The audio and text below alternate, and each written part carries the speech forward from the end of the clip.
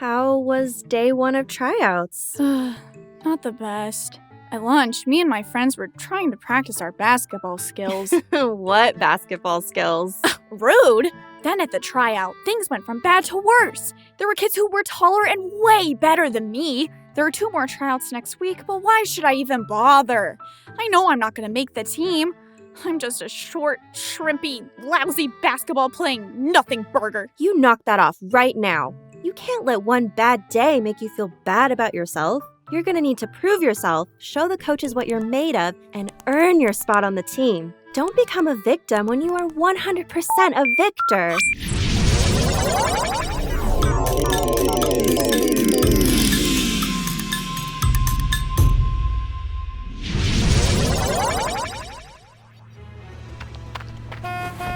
Whoa, whoa, whoa! What are you children doing here? This isn't the safest place for you to be. Phew! You just saved our lives, sir! That could have been really bad! We can't thank you enough, sir. My name is Layla, and this is my little brother, Leo. Well, welcome, kiddos. I'm Private Sadao Munemori, but my friends call me Spud. Spud? Yes, it was a nickname given to me as a child because I liked potatoes more than rice. Right? You can have them mashed, baked, and even as French fries. You betcha, they truly are a versatile food. Where are we?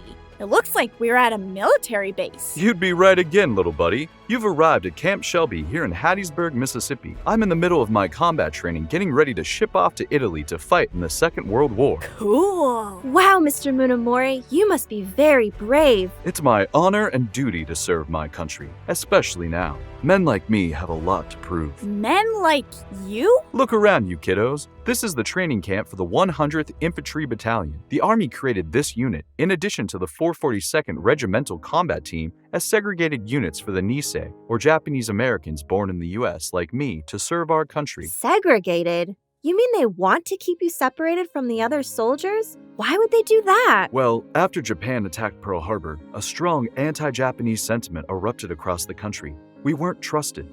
The United States government assumed our allegiance was to Japan. I honor my Japanese heritage, but I was born here. My loyalty is to this amazing country. Many of us are proudly here to show our allegiance to America. You have to prove your loyalty because of the wrong actions of others?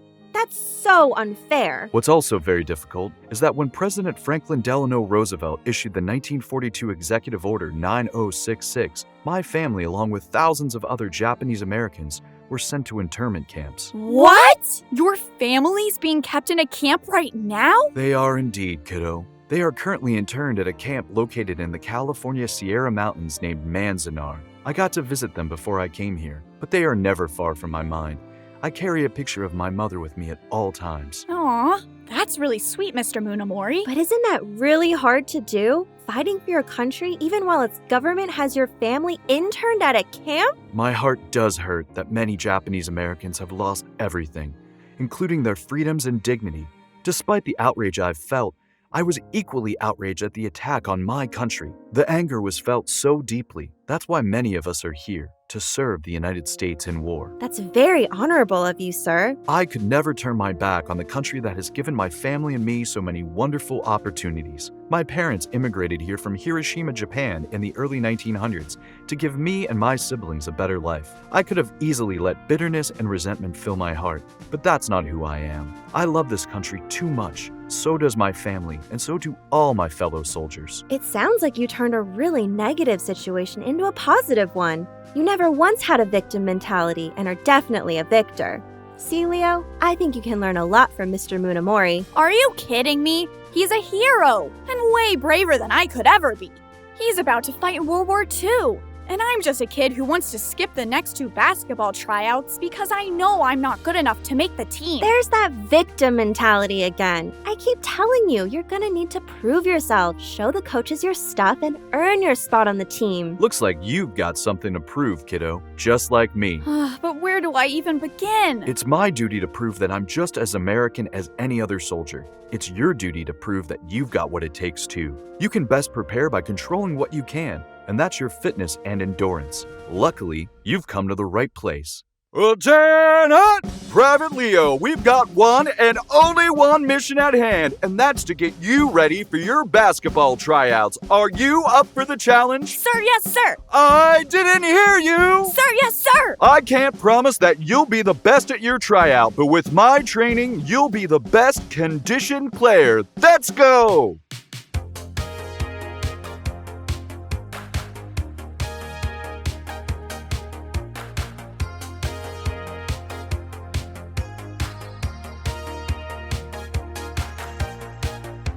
Thank you so much for not only training me, but for also sharing your story with us, Mr. Munemori. Yes, sir. I'm so happy we met you and learned about how you want to serve this country. We know you'll be very brave fighting for freedom in Italy. You're very welcome, kiddos. That's what I'm doing it for. We're fighting for a way of life, for the Constitution, for freedom. Freedom that I hope you'll never take for granted. We won't. Bye. Goodbye.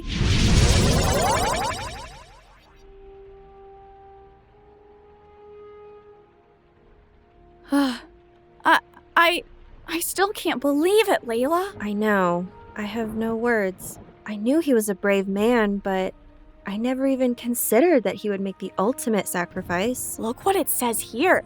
On April 5th, 1945, while fighting against endless enemy fire in Italy, Munemori's squad leader was injured. Without hesitation, Private First Class Sadao Munemori courageously stepped up to the plate and took charge. He forged ahead through enemy gunfire and took out 2 enemy machine gun nests with grenades. While seeking cover in a foxhole, where 2 of his men were already taking cover, An unexploded enemy grenade hit his helmet and rolled right next to his men. Without a moment's hesitation, and with the bravery of a true hero, Munemori jumped onto the grenade to shield his men from the explosion, making the ultimate sacrifice, not only for his fellow soldiers who survived the blast, but for his country as well. his mother, in honor of her son who was serving his country, always kept a blue star flag up in her barracks at the Manzanar internment camp.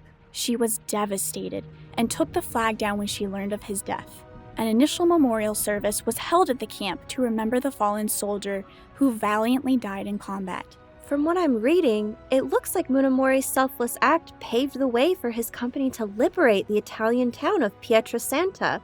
There's even a statue of him there that was built in his honor. It also says that on March 13, 1946, his mother was presented with his Medal of Honor. He was the first Japanese-American to earn the country's highest award for his courage. How lucky are we that we got to meet him, The luckiest. We got to meet a real-life hero. who, in spite of the hardships he experienced during the war, never saw himself as a victim and rose to the occasion when nobody asked him to. Private First Class Munemori was truly that, first class. I realize I can't just feel sorry for myself when the going gets tough. I have to be like Mr. Munemori and keep pushing forward and giving it my best no matter what. That's right, Leo. No more victim mentality allowed. Only a courageous victor attitude, just like Sadao Munemori. If you like time traveling with Leo and Layla, watch more of their adventures at PragerUkids.com. And parents, don't forget to subscribe.